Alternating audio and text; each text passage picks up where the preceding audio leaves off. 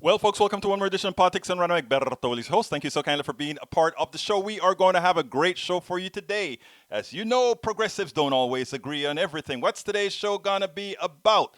Title of the show is COVID-19 and the effects on small businesses, corporations, and our democracy.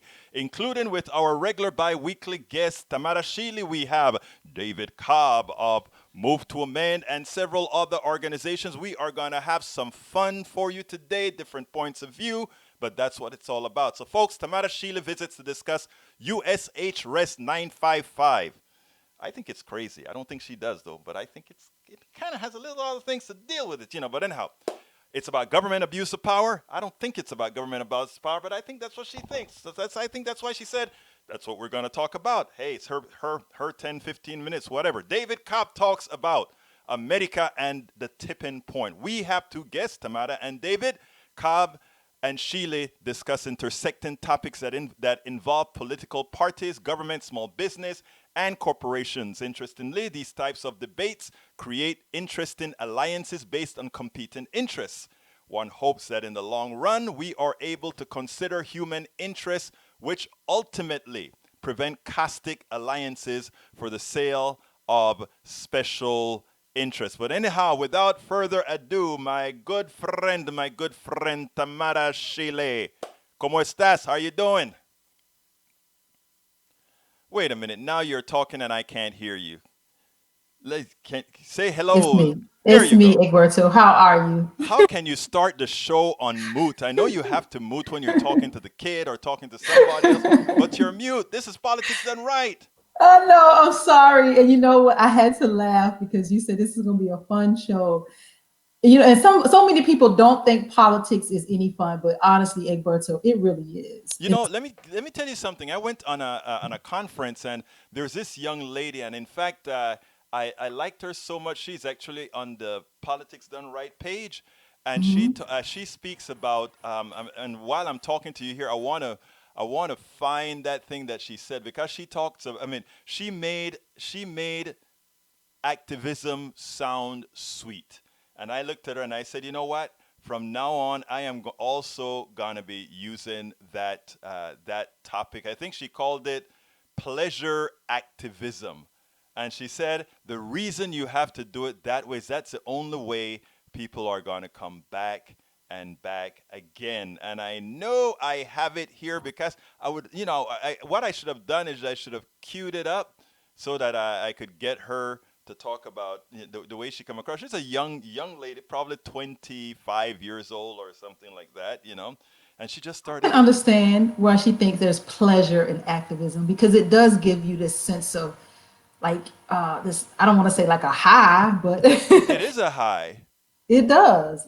Yeah, it is a Especially when you high. know you're right about it and you're doing something that can change the world. It does give you this, I don't know, euphoria. I don't know what the word is. Well, her name is Brielle Ringer, and she runs I think she's a yoga yoga instructor. She has her own yoga business, and Mhm. so I kind of featured her on one of my shows a few months ago after I met her. But anyhow, let's get to business, Mademoiselle. You kind of brought out to me that you like H. Why don't you tell me a little bit about the title of the bill, the name of the bill, and what it stands for? It's a House Resolution 955. It's in Congress, and it was just introduced on May the 8th. And it says expressing the sense of the House of Representatives that in response to the COVID-19 outbreak, governors and local officials across the nation have abused their authority by infringing on the constitutional rights of Americans, ordering private businesses to close, requiring citizens to stay in their homes, and imposing draconian punishment for violations. Okay, now you said it. Your thoughts? Egberto, when I read it, I knew I was like, people are. I get this. I get this. And it goes on to say the resolution condemns the decision of state and local leaders who issued orders imposing economic restrictions based on views of which businesses and activities are essential and which are not, and calls for Attorney General William Barr to review all restricting orders issued by such leaders and to act against those that infringe on Americans' constitutional or statutory protections and calls upon states to restore liberty and responsibility.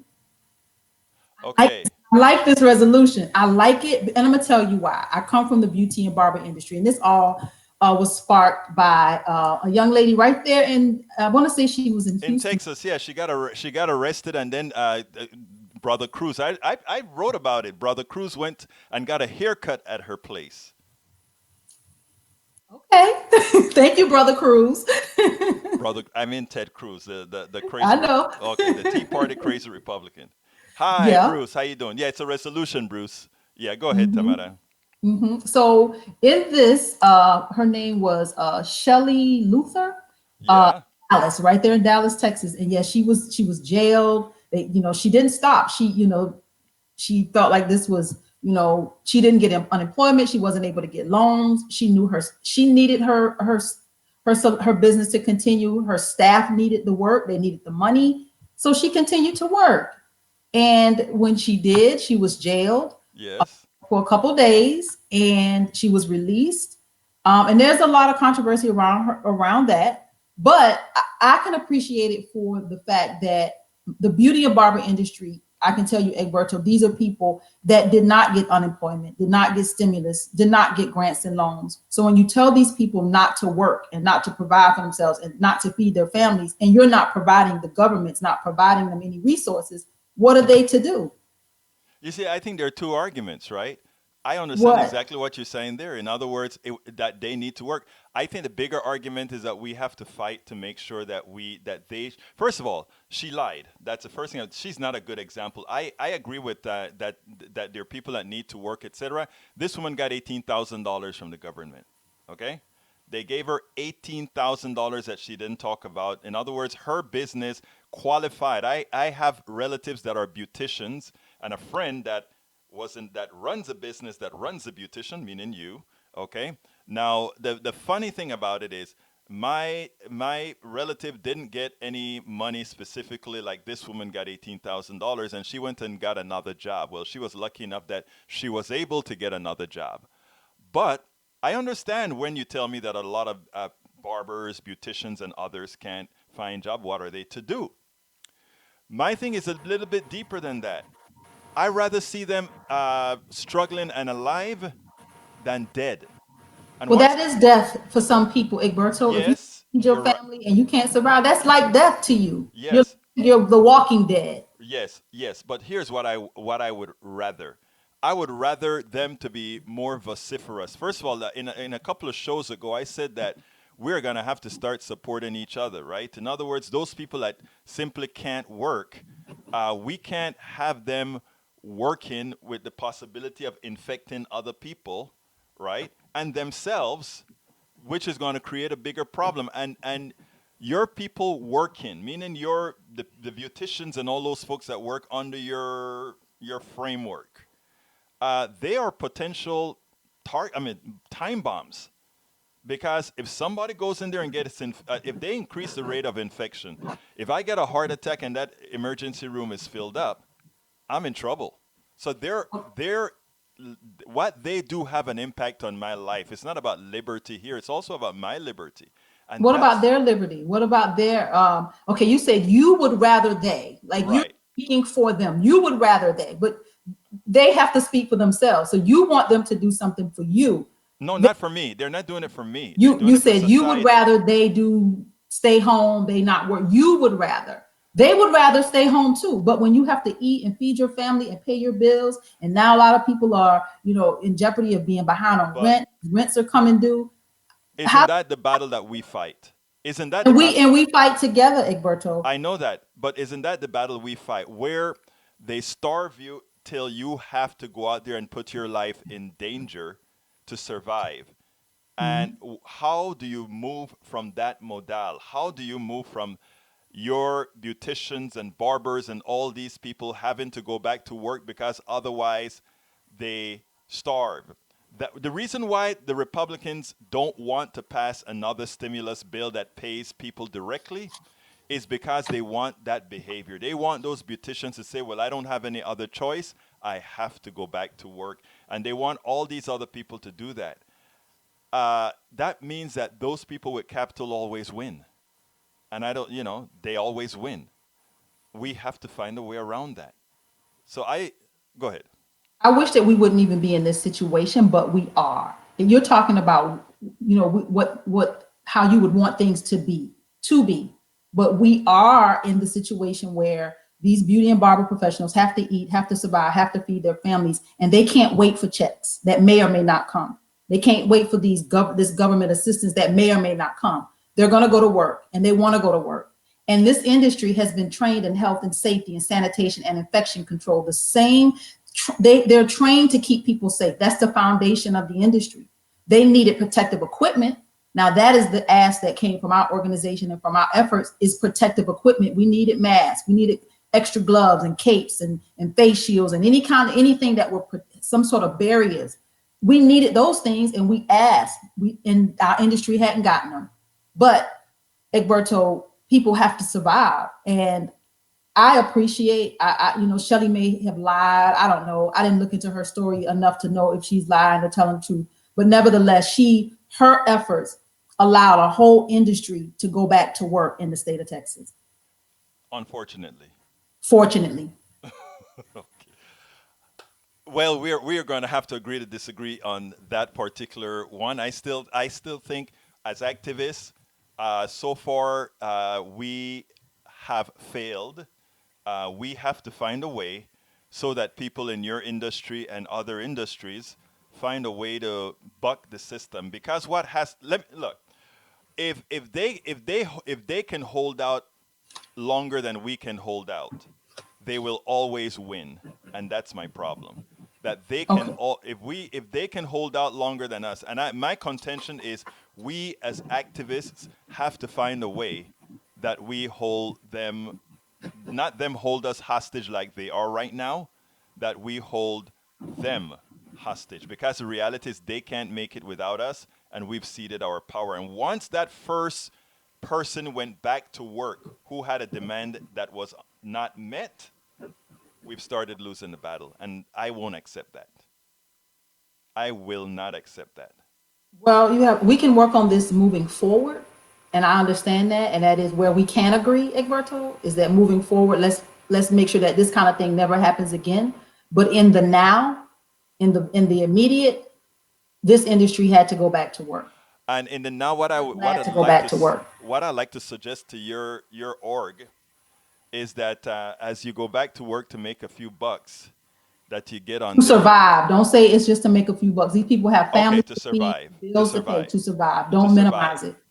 As we get into the place of survival, we have to do more than just survival. We have to activate these people, because I agree. Because the truth of the matter is, many of them are in danger. It is fine that your industry teaches you how to be sanitized. It is fine, but if there are doctors that are getting this virus right now because of their contacts, that speaks not well for what's likely to happen to many beauticians as well. And many of them are going to die. And I pray not. I know, but I don't work in hope, right?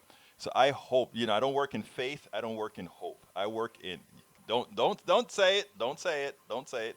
I neither believe in faith or hope. Okay. I may use the words, but I don't believe in either.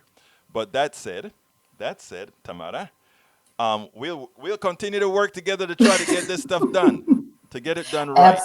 Absolutely, so that we don't have to go down this road again. So give me a closer, Tamara. Tell folks how they can reach you, how they can get to your show, etc. And by the way, she works with a cool guy, David. I love David. Go ahead. Yes, I am Tamara Shealey, candidate for the United States Senate.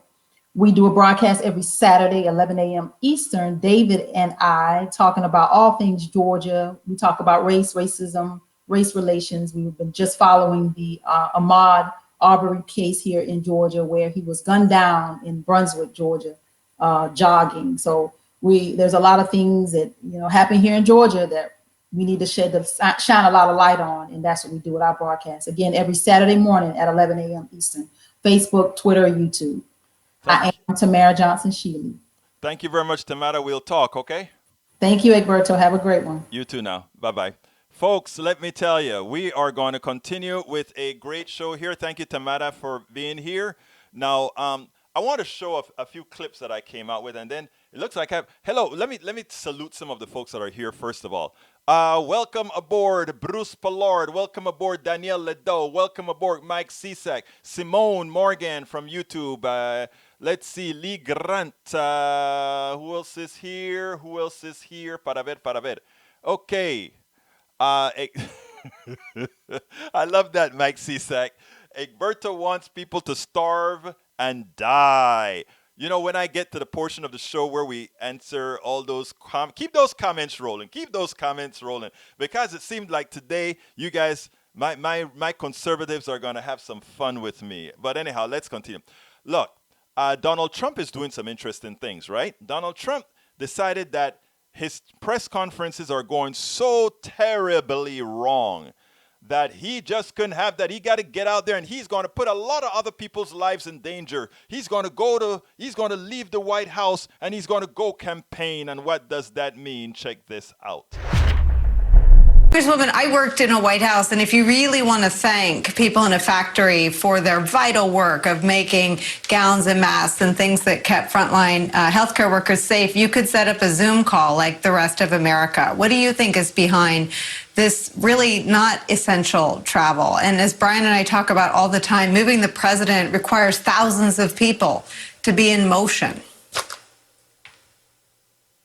And putting people at risk. Thank you for having me on today, Nicole.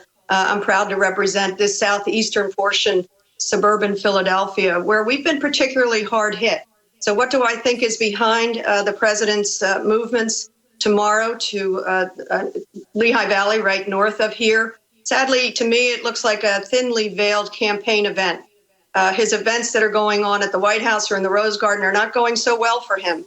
He's put forward an incoherent, lacking cohesion policy. He's responsible for deadly denial and deaths, sadly, by deflecting and blaming others. So I think they're just trying to get on the road, take him on the road for a campaign event. As you say, the safer thing to do would be to sincerely thank this manufacturing facility and not put anybody at risk. But of course, the president cares nothing about your life. So all of those who support him, if you think for 1 minute that he cares whether you live or die, you are dreaming. If you care that he cares whether you have food, if you have anything to hold on to, dream on. That is not your president. Your president cares solely about himself.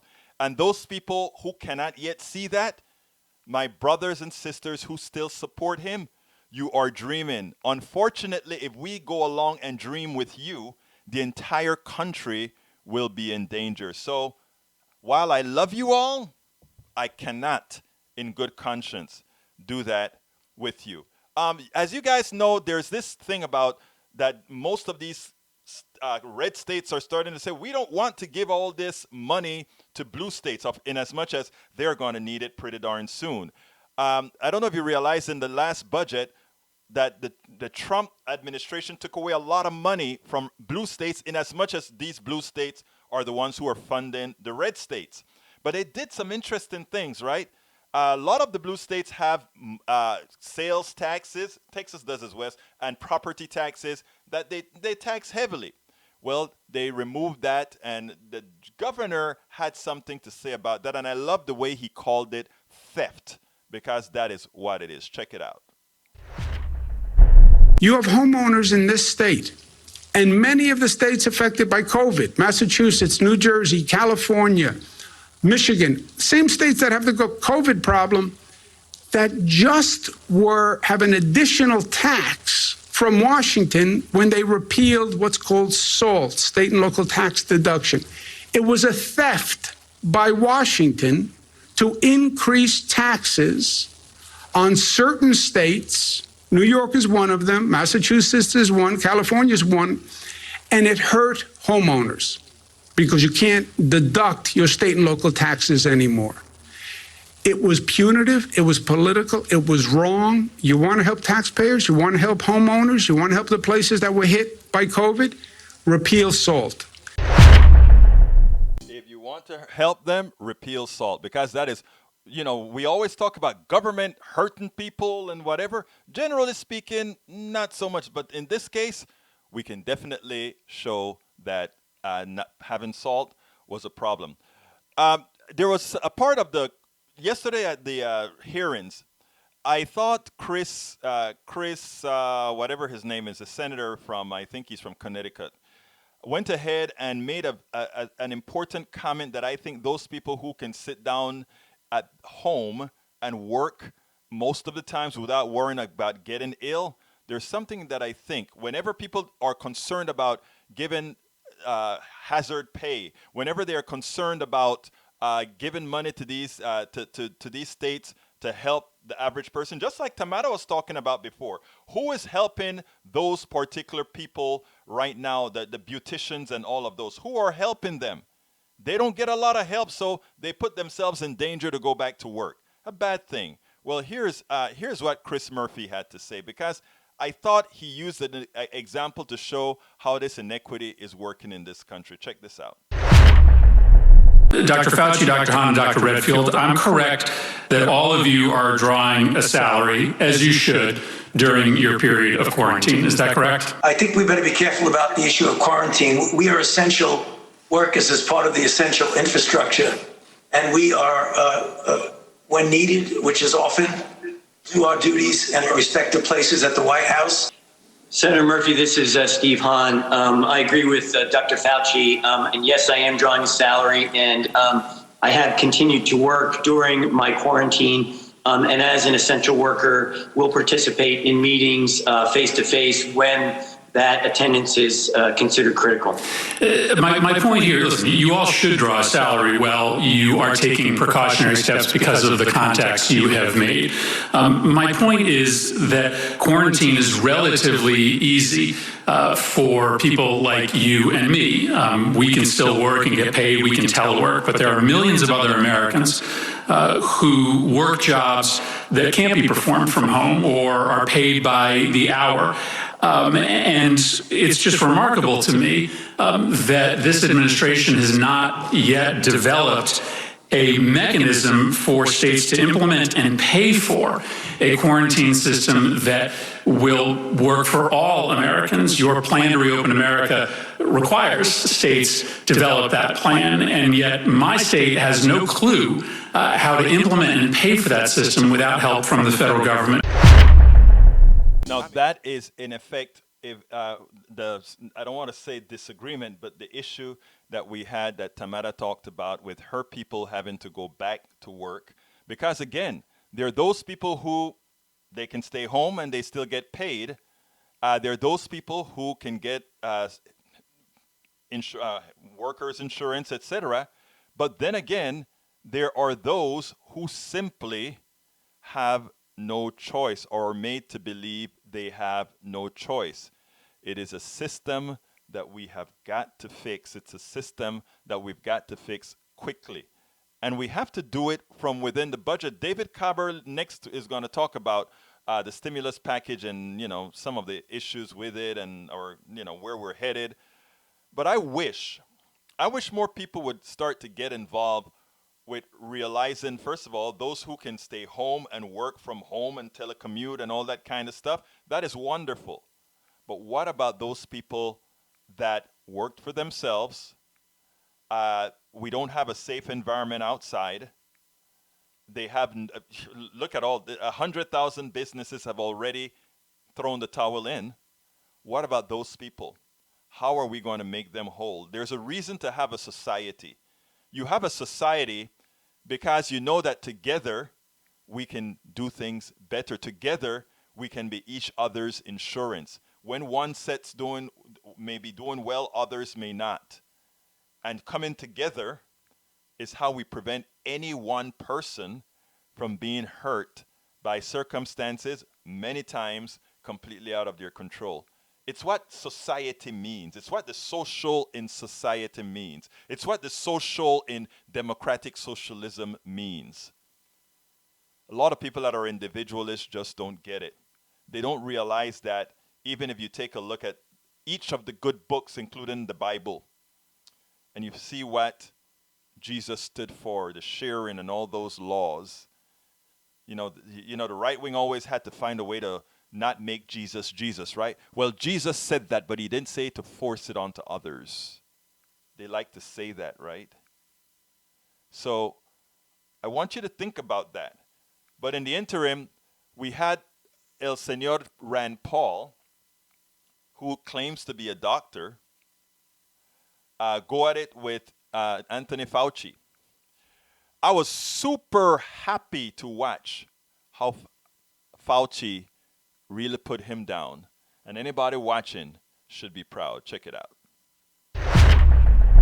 We're opening up a lot of economies around the U.S., and I hope that people who are predicting doom and gloom and saying, oh, we can't do this, there's going to be a surge, will admit that they were wrong if there isn't a surge, because I think that's what's going to happen. In rural states, we never really reached any sort of pandemic levels in Kentucky and other states. We have less deaths in Kentucky than we have in an average flu season. So I think we ought to have a little bit of humility in our belief that we know what's best for the economy. And as much as I respect you, Dr. Fauci, I don't think you're the end all. I don't think you're the one person that gets to make a decision. We can listen to your advice, but there are people on the other side saying there's not going to be a surge and that we can safely open the economy, and the facts will bear this out. First of all, Senator Paul, thank you for your comments. I have never made myself out to be the end-all and only voice in this. I'm a scientist, a physician, and a public health official.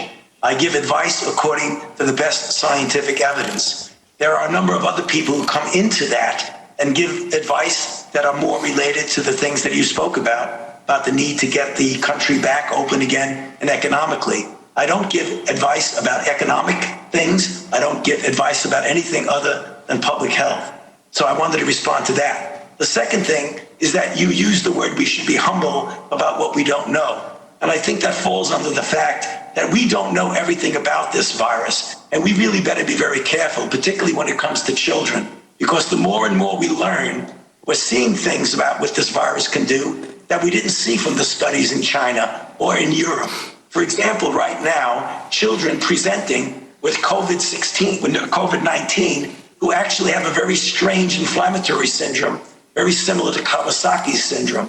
I think we better be careful if we are not cavalier in thinking that children are completely immune to the deleterious effects. So again, you're right in the numbers that children in general do much, much better than adults and the elderly, and particularly those with underlying conditions.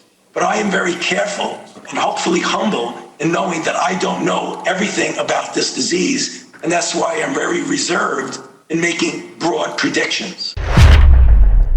That's why I'm very reserved in making broad predictions, predictions like El Señor Rand Paul just did.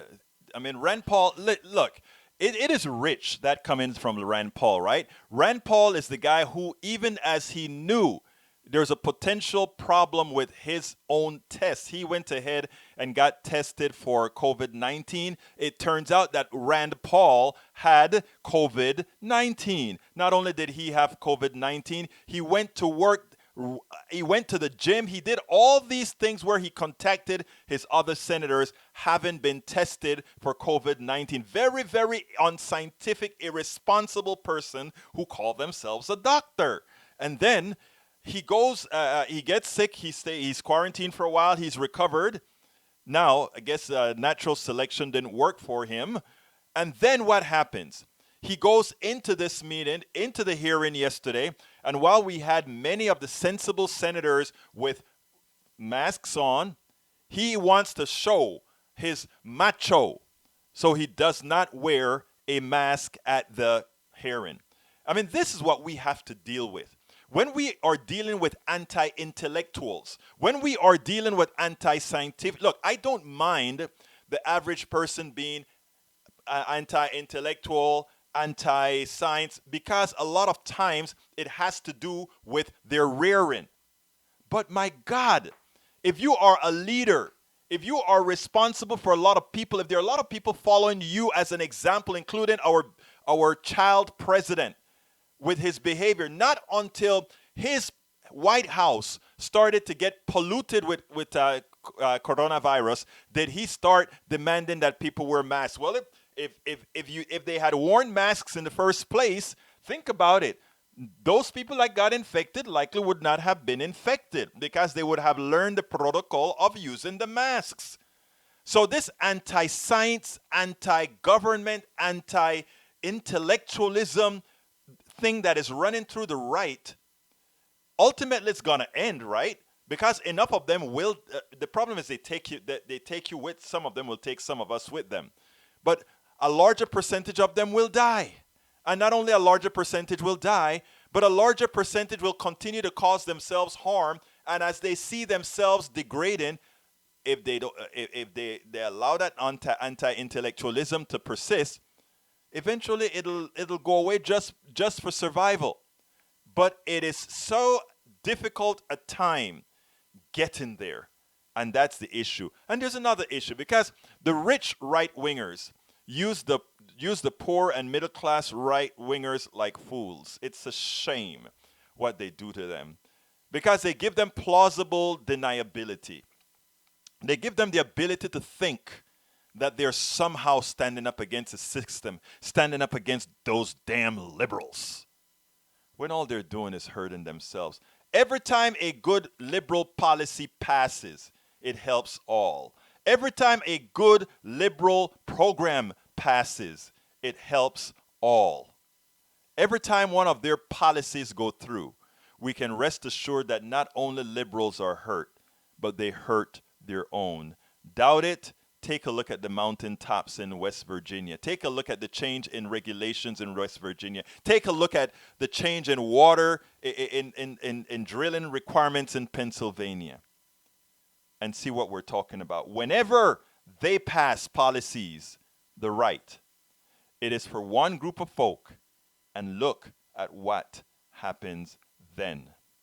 Anyhow, without further ado, I want to bring on my good friend, David Cobb. We go back a long time. We worked together in Move to Amend. Both of us were on the executive committee as we started to write the 28th Amendment to the Constitution that pretty much says corporations are not people and money is not speech. And we've gotten a lot of sponsors to that, the 28th Amendment for that. But to date, because the core of both parties are owned by the corporatocracy, we just can't get it through, but eventually we will. We will never end the fight. Anyhow, we worked together on those issues for quite a long time. So without further ado, el señor mi amigo, David Cobb. Welcome to another episode of Politics Done Right. I'm here with the one and only David Cobb, formerly a presidential candidate for the Green Party, and he has a whole lot to talk about. David Cobb, how are you doing, my brother? Well, Egberto, I am safe and secure, and I hope you and your listeners and viewers are as well. Yeah, we're trying our best to do so. Well, David, before we even get started, tell us a little bit about, remind our audience who you are first, and then we'll get on immediately thereafter. Well, you know, Egberto, I self-describe as a straight-up revolutionary, and I do that for two reasons. One, it's true. I believe that we have to completely restructure this society. Our current society is fundamentally racist, sexist, and class oppressive, and as if that's not bad enough, and that's bad, literally these transnational corporations and the oligarchs are going to destroy the planet that we depend upon if we don't restructure society. The second reason I say I'm a revolutionary is because I'm trying to normalize the conversation that it is not only possible, but necessary to restructure this society. So everything that I've done for the past 25 years, whether it's in electoral politics or movement building or creating cooperatives or what have you, have all been towards the end of helping to prove that we can meet all our needs to not just survive, but to thrive, to live rich and meaningful lives, and can do that without exploiting or oppressing each other, and that it can be done in an ecologically sustainable and regenerative manner. I can tell you folks that means exactly what he said. I served with him for several years in Move to Amend, movement building on the executive committee. David, it was great serving with you then. Now, before we get further, what are you into these days? I know you're pretty much occupied now, sort of virtually. What's happening? Well, at the local level, I am part of a local group creating a solidarity economy here where I live, work, play, and pray on the California far northern coast called Cooperation Humboldt. That's an effort to build worker-owner cooperatives, housing cooperatives, supporting public bank and participatory budgeting, building a food sovereignty system. In other words, proving concretely that we can meet our material needs. Nationally, I continue to do work with the US Solidarity Economy Network, with Transition US, and the Green Eco-Socialist Network. So most of my work is local these days, but I stay connected to national things because I do think that we need across sectors, across even tactical or strategic differences, we still have to find ways to connect. Well, as you know, we're all in with this coronavirus thing that is occurring now. And everything that we spoke about in those days is coming to pass with the corporation using this big event to further extract and to further take over our liberties. Why don't you speak a little bit on that? Egberto, well, you said it so well. I mean, it's hell to be right. And, you and I and others at the Move to Amend Coalition, we're warning about the continued corporatization of our entire society. And as you correctly identified, the current oligarchs are using this as an opportunity to solidify their control and to continue, just as they did in 2008, to ensure that banks get bailed out while we get sold out. But here's the thing. Now we've got the squad in Congress.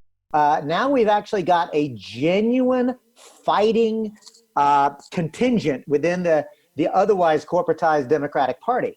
And I think that is actually showing that folks are not going to roll over. And in fact, the recent $1 trillion proposal that the Democrats put forward, we already have Congresswoman Tlaib working to put public banking into that bill against the wishes of Nancy Pelosi.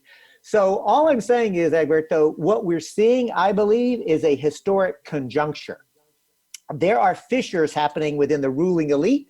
And I don't just mean Democrats and Republicans. I mean, literally, the industrialists who run the industrial factories are fighting with finance capital oligarchs. Right. Finance capital are fighting with big data oligarchs. Like the oligarchs are fighting amongst themselves. Frankly, Republicans and conservatives are fighting amongst themselves. Democrats are fighting amongst themselves. Let's be honest, progressives are fighting amongst ourselves.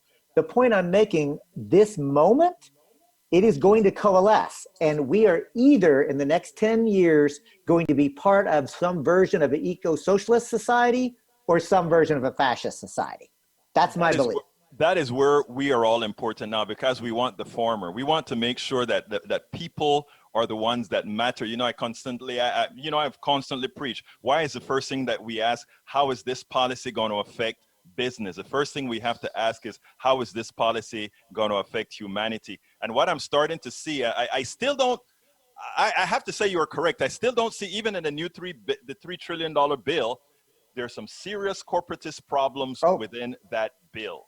Absolutely. And this is the point. Like, if Nancy Pelosi had her way, and if it was the Democratic Party of, say, 10 years ago, that's all it would be, right? Right. What I'm telling you is we are seeing the results of genuine progressives that do like the squad. Now, I've got my critiques, as you know. Right, but absolutely. I am seeing a real difference and a kind of fighting progressive nucleus within the Democratic Party. And ultimately, AOC, Tlaib, Omar, et al.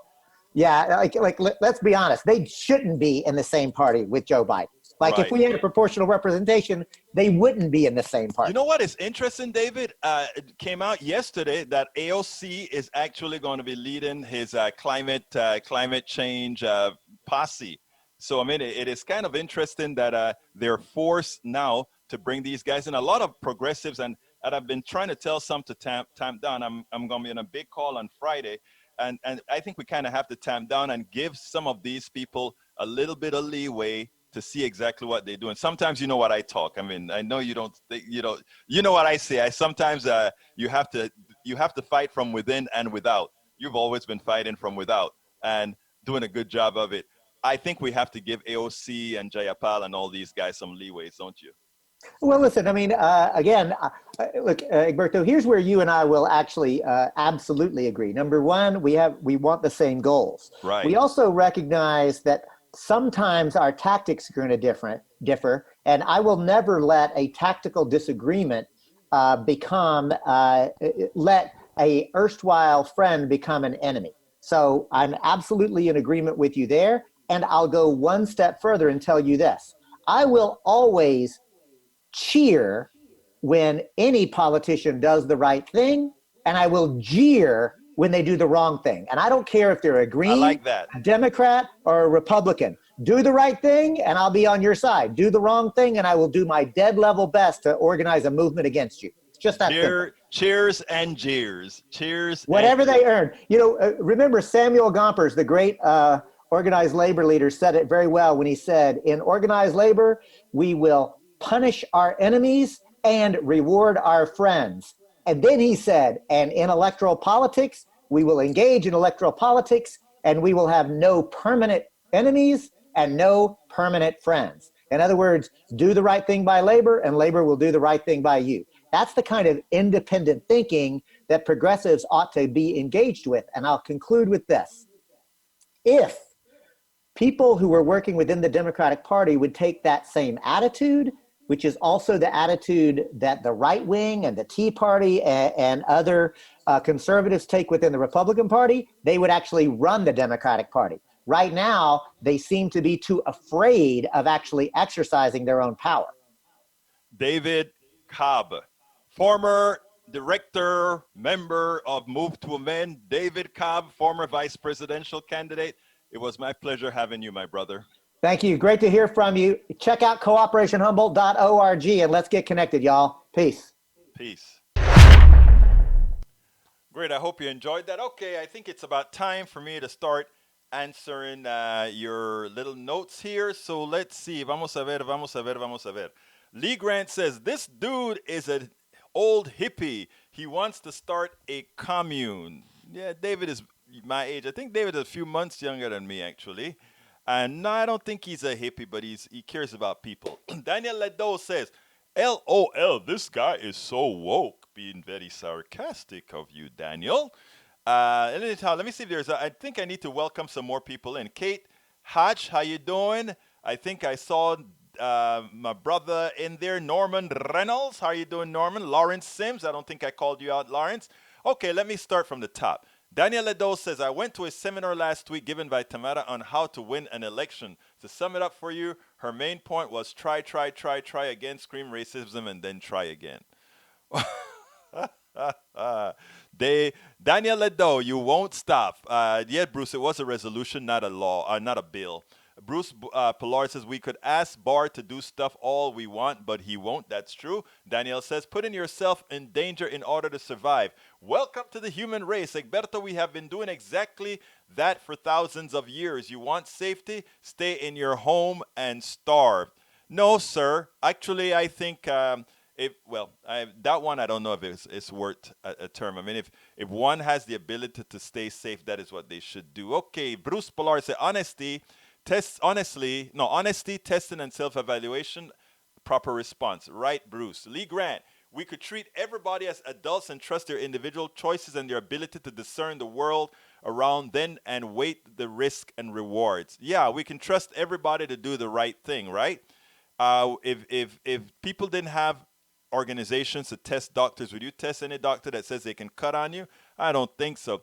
And that is the issue I had with Tamara and her supporting the resolution, because in her case she supported the resolution because it was pertinent to the business of the people she represents, and being pertinent to the business of the people she represents isn't necessarily what's best for society. And this just shows you that on all sides we have the ability to put on or to make choices that are, yes, better for the individual or the group than better for society at large. And that is why social connections is what really a society should have.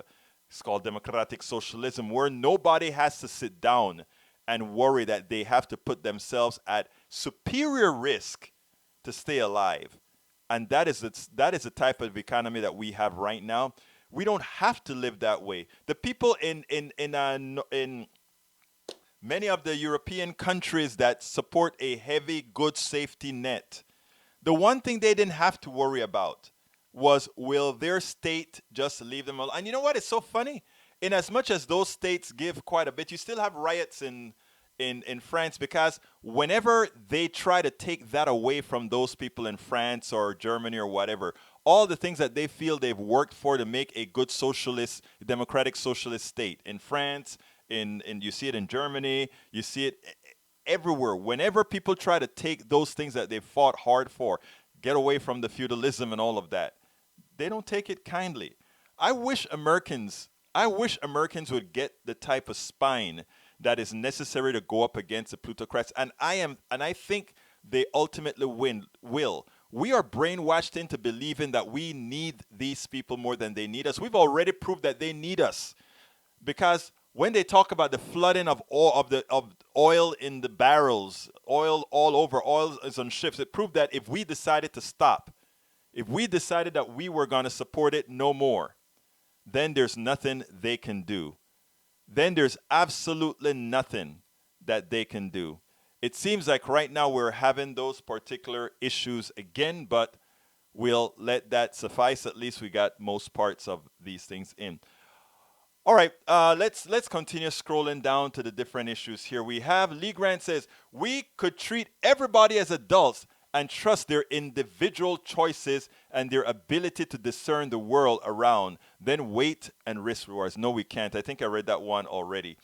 Bruce says, the gallery vote is unanimous. Okay, wow. All right, let's go to Mike Cesek. In my state, I have a better chance of getting run over crossing the street than from getting or dying from COVID-19. I doubt that that is the case, but again, you will learn. Simone Morgan, dead people cannot work. If people don't want to social distance, wear masks. To avoid getting COVID and infect others, then they put me at risk of infection when I go to the grocery store every 2 weeks. That is the whole issue. You're absolutely right, Simone. We have to start thinking about others when we do these things. Mike Cisak says, yet Egberto thinks government should have the right to dictate what we can and cannot do. Yes, I do think government, we the people, have a right to say we the people intend to keep we the people safe. It is a must that we do that. All right, Daniel Lado says, let's be clear. Egberto doesn't care if people starve. He has a crisis of his own. Well, not really. The truth of the matter is I do care if people starve. I do have a lot of interest whether people survive or not. So people, it is important, it is imperative that we don't allow what is occurring right now to create these false differences, these false issues. Because what happens is, as we do that, what ultimately occurs is they win. As I told Tamara in the last when she was on in the beginning of the show, I gave her if we lose, if we allow these people to believe that they just have to wait us out, what happens is we allow them to wait us out, and we cannot continue to do that. We cannot continue to do that. Anyhow, it seems like once again we're having a bit of internet issues. So what I'm going to do is try to run into our backup here. I think I have one thing here set up as a backup, and we'll see if our backup starts to function and start to make things right again. But it's what is important right now, people. We cannot allow these people to continue to push us around. And only when we get, how should I say this? Only when we develop the necessary spine, only when we start to let them know that we won't allow this, will it stop. And it will stop, and eventually we will do fine. Eventually it will occur, and we will all be fine. Let's see if I can go ahead and get to the chat again and see if that happens to come through for us. Okay, the chat seems to be back up, whether we can read the chat from others. Folks, if you're not in the chat right now, you can get back into the chat and start talking to me. But we are close to the end of the program. Internet and all, but we're close to the end of the program. So I will close it out this way. Please do remember that we are a show that requires your support. And how can you support us? You can support us by going to shop.